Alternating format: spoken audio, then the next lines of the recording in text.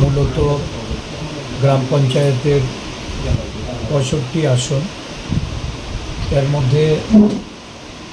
২৩টি আসন আমরা লক্ষ্য করছি যে বিনা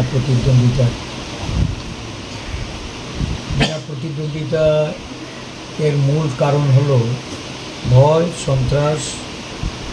মানুষের অধিকারকে খর্ব করে। বিগত ২০১৯ সালে নির্বাচনে যেরূপ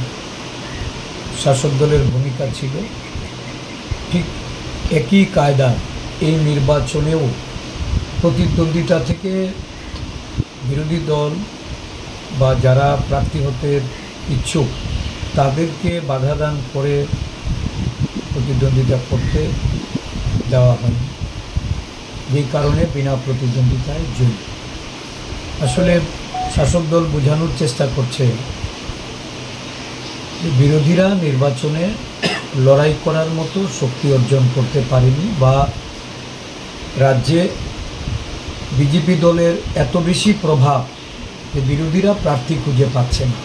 আসলে আপনারা সবাই জানেন, সারা রাজ্য জুড়ে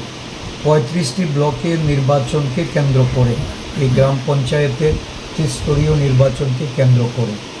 যে ধরনের সন্ত্রাস নামিয়ে নিয়ে এসছে শাসক দল,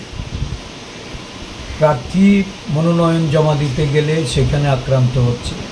দলীয় নেতৃত্ব আক্রান্ত হচ্ছে, প্রার্থী যারা লড়াইয়ে আছে তার মধ্যে একজন খুন হয়ে গেছে, বিরোধী দলের পক্ষে অনেকেই আক্রান্ত হয়ে আহত হয়েছে, প্রশাসন নীরব, রাজ্য নির্বাচন কমিশনে অভিযোগ জানিয়েও কোনো প্রতিকার নেই, আরক্ষা প্রশাসনের তারা তাদের সামনেই ঘটনা ঘটছে। একটু আগে আমি মহারানীপুরে একটা